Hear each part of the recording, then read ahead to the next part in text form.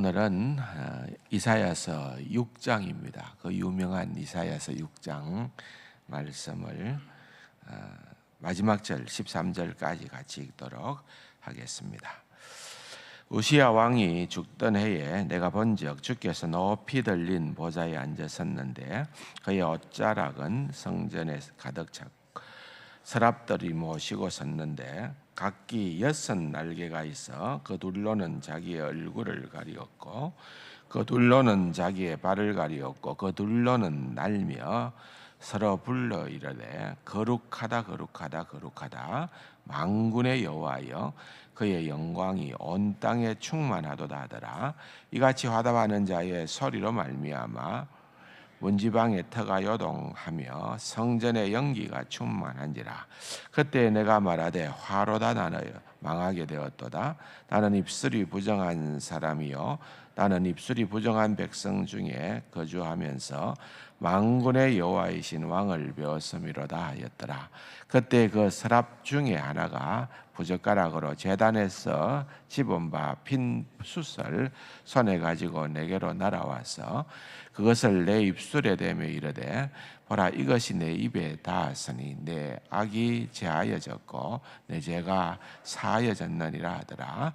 내가 또 주의 목소리를 들으니 주께서 이르시되 내가 누구를 보내며 누가 우리를 위하여 갈꼬 하시니 그때 내가 이르되 내가 여기 있나이다 나를 보내소서 하였더니 여호와께서 이르시되 가서 이 백성에게 이르기를 너희가 듣기는 들어도 깨닫지 못할 것이요 보기는 보아도 알지 못하리라 하라 하여 이 백성의 마음을 둔하게 하며 그들의 귀가 막히며 그들의 눈이 감기게 하라. 염려하건대 그들이 눈으로 보고 귀로 듣고 마음으로 깨닫고 다시 돌아와 고침을 받을까 하노라 하시기로 내가 이르되 주여 어느 때까지니까 하였더니 주께서 대답하시되 성읍들은 황폐하여 주민이 없으며 가옥들에는 사람이 없고 이 토지는 황폐하게 되며 여호와께서 사람들을 멀리 옮기셔서 이 땅 가운데 황폐한 곳이 많을 때까지니라. 그 중에 10분의 1이 아직 남아 있을지라도 이것도 황폐하게 될 것이니 밤나무와 상수리 나무가 배임을 당하여도 그 거루터기는 남아 있는 것 같이 거룩한 씨가 이 땅에 거루터기니라 하시니라. 아멘. 이사야서에서 가장 우리에게 좀 많이 친숙한 장 가운데 하나죠. 이사야의 환상이 기록되어져 있는 그러한 장입니다. 또 이제 흔히들 얘기하는 이사야의 소명장이라 그럽니다. 여기에 있는 말씀처럼 내가 누구를 보내면 누가 우리를 위하여 갈꼬 하니 그때 내가 이르되 내가 여기 있나이다 나를 보내소서. 그렇게 하나님 앞에서 소명자로 일어섰다. 그런 주제로서 우리도 하나님의 부름받은 자가 될 때에 이렇게 소명자로 하나님 앞에 순종하고 응답하는 자가 되자. 대체적으로 이사야서 6장은 그런 주제들로 또 해석되기도 하고 설교되기도 하는 그런 말씀입니다. 조금 더 들여다볼 필요가 있는 말씀이죠. 오늘 1절에 보니까 우시야 왕이 죽던 해에라고 그렇게 기록을 하고 있습니다. 우시야 왕이 죽던 해라고 하는 이때는 대략 한 주전 700 몇 년 주전 750년경 749년 또는 750년경 정도로 이렇게 역사적으로 우리가 성경의 말씀과 또 역사를 잘 살펴서 엮으면은 대략 그때 정도 된다고 봅니다. 우시야 왕이 통치하는 기간이 52년이었습니다. 성경의 기록을 보면은 52년 정도 통치를 했는데 근데 성경에 보면은 그가 교만하여 문둥병이 걸리게 되어지고 그 나병으로 인하여서 격리됩니다. 문둥병이 걸리게 되면은 왕이라 하더라도 실제 대중 앞으로 나설 수가 없기 때문에 별채로 격리가 되어서 실제적으로는 이제 그의 아들이 한 섭정을 하죠. 한 10여 년 정도 그의 아들 요담이 한 10년 정도 섭정을 하다가 우시야 왕이 죽게 되어짐으로 정식 이제 왕으로 등극을 합니다.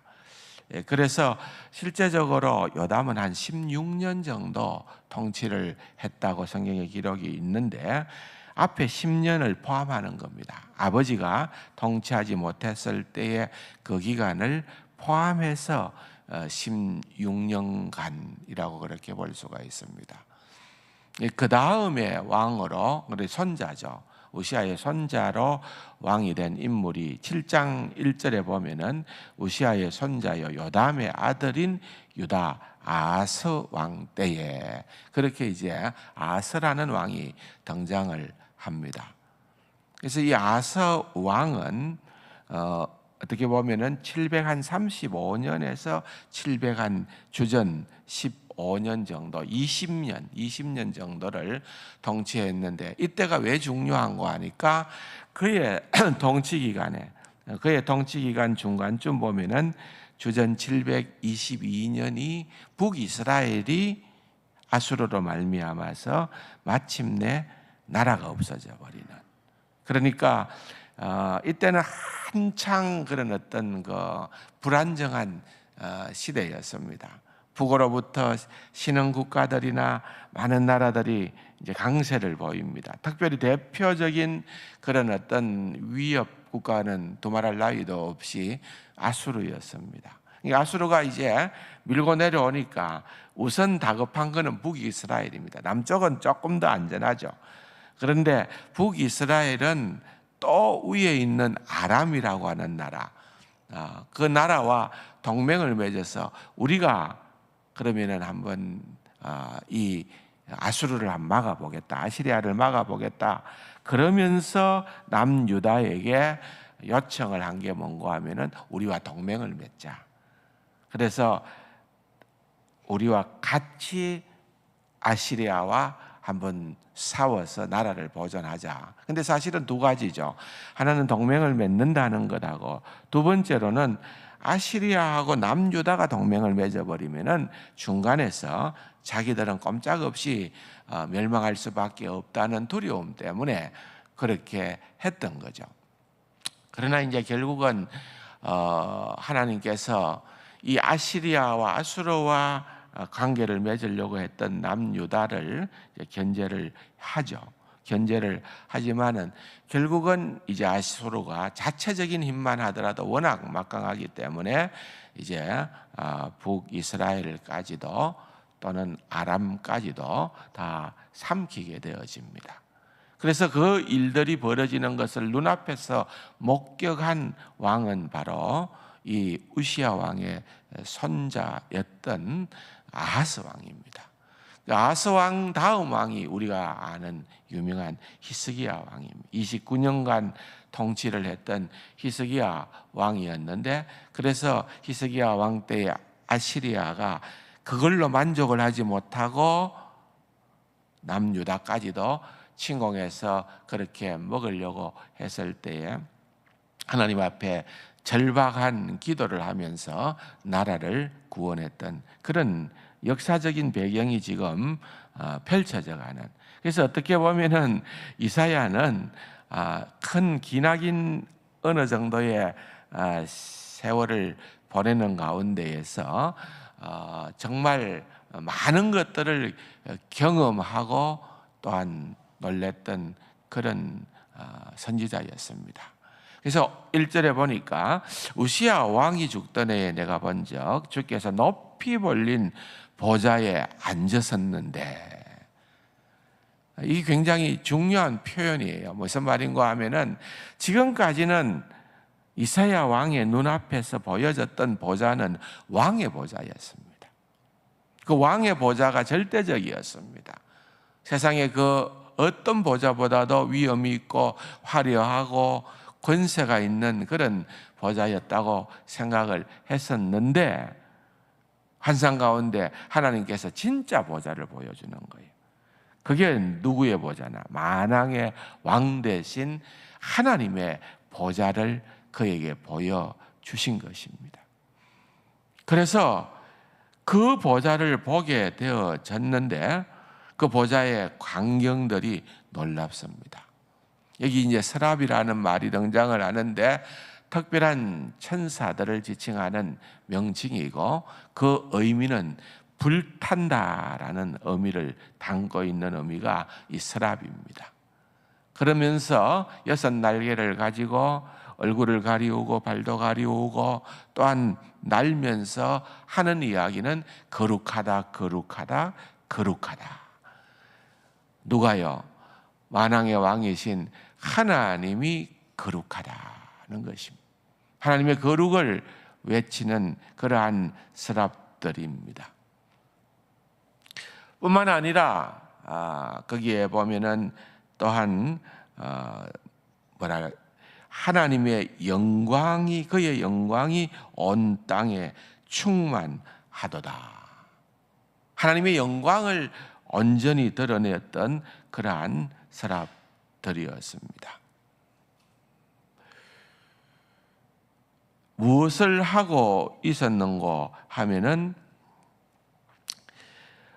성전의 연기가 충만한지라, 그렇게 얘기를 하고 있는 이 장면은 어떻게 보면은 이제 성전에서 마냥 이제 향을 드렸던 그러한 성전의 모습을 연상시키는 것입니다.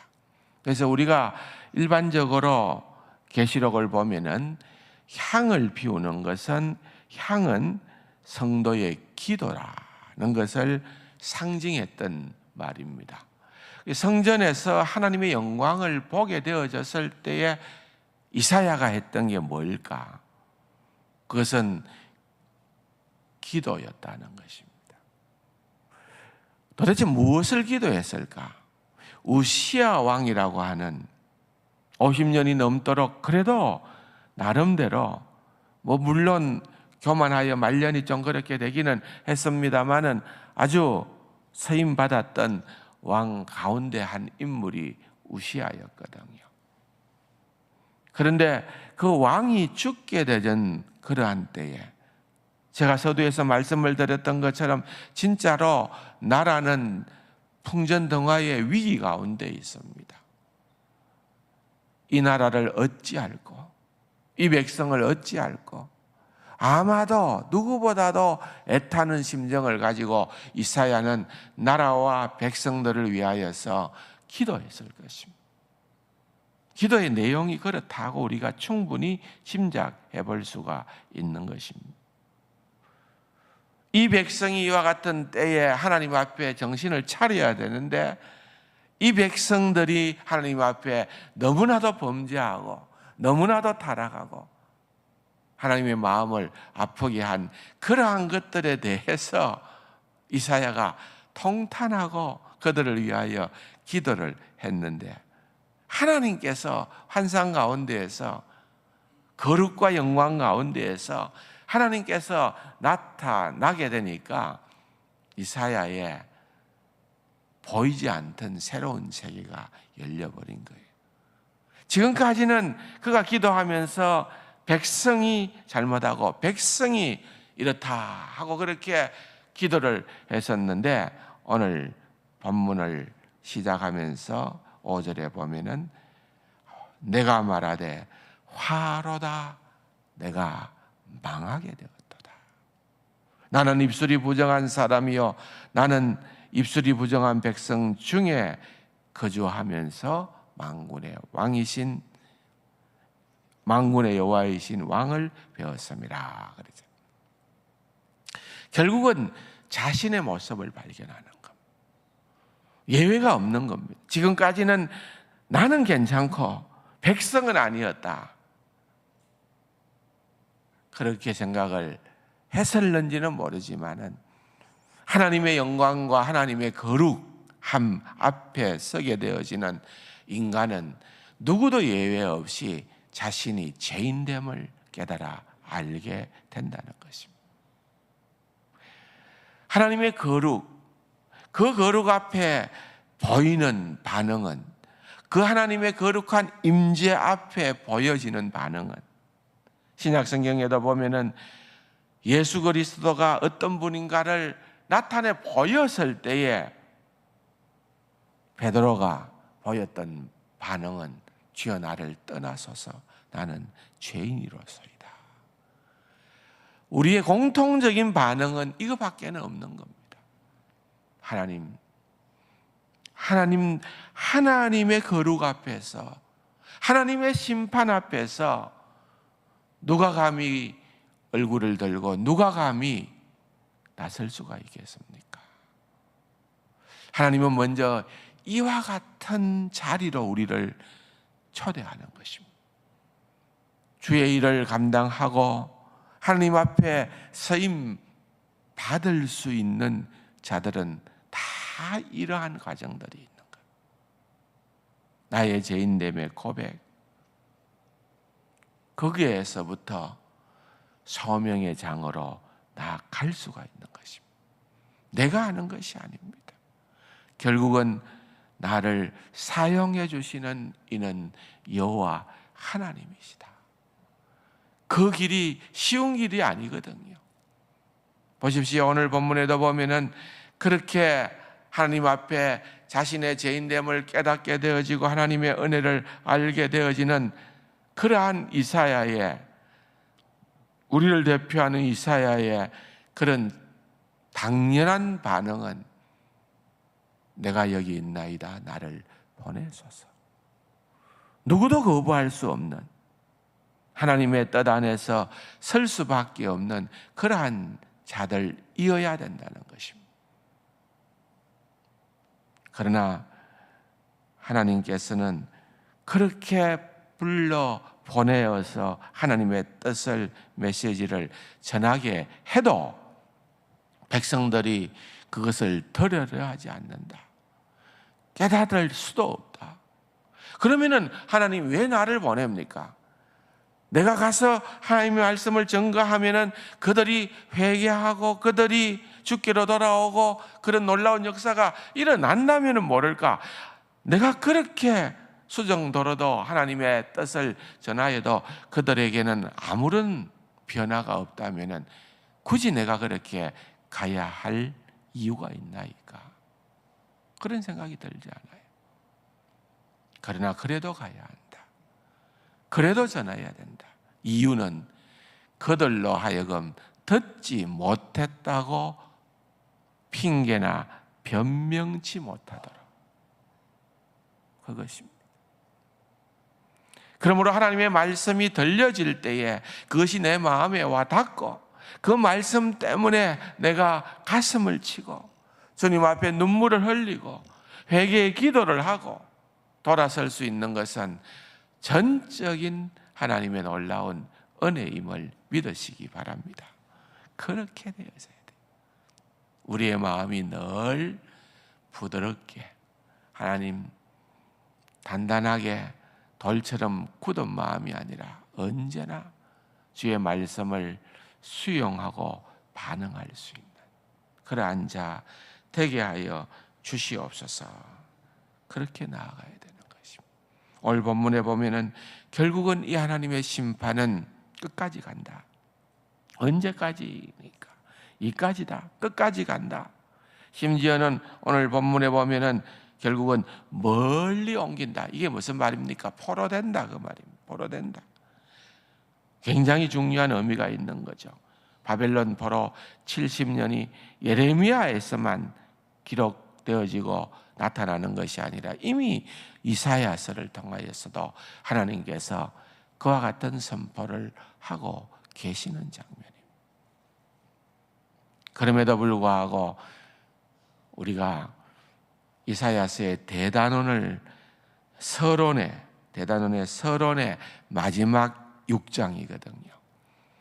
6장이 시작장이 아닙니다. 여러분, 사실은 소명보다도 더 큰 의미가 여기 들어있는 거예요. 만약에 소명장에 초점이 맞추어진다면은 1장으로 가야 됩니다. 6장 여기 있어야 되는 게 아니라 소명장은 1장으로 가야 됩니다. 이사야의 소명, 다른 사람들, 다른 선지자들처럼 제일 앞에 가야 되죠. 그런데 여러분, 우리가 어제 읽었던 본문처럼 5장의 마지막 절은 끊임없이 진행되는 심판으로 끝이 나고, 그리고 6장은 그럼에도 불구하고 마지막은 회복의 장으로, 하나님의 긍휼은 거룩한 시가, 남은 거루터기가, 하나님께서 그 긍휼과 그 자비를, 회복을 남겨두셨다라고 하는 그것이 이사야서를 열게 하는 서론의 결론으로 오늘 우리에게 주어지는 그러한 말씀이라는 것입니다. 사랑하는 성도 여러분, 그러므로 우리는 어떠한 상황 가운데에서도 하나님의 긍휼과 하나님의 은혜를 늘 사모하는 자, 그래서 우리에게 임한 그 하나님의 은혜에 믿음으로 반응하는 자, 그렇게 주님 앞에 아름답게 서임받는 그 인생이 가장 행복한 인생이다. 여러분, 이사야의 선지자의 삶은 참으로 힘든 삶이었습니다. 그럼에도 불구하고 그 삶을 향하여 기꺼이 하나님 앞에 자신을 반응하는 이사야처럼 우리도 오늘 내 뜻이 아니라 하나님의 뜻을 추구하며 반응할 수 있는 귀하고 복된 우리 세관 가족들 다 될 수 있기를 주님의 이름으로 축원합니다. 말씀 생각하시면서 각자의 기도의 제목을 가지고 기도하시다가 돌아가도록 하겠습니다.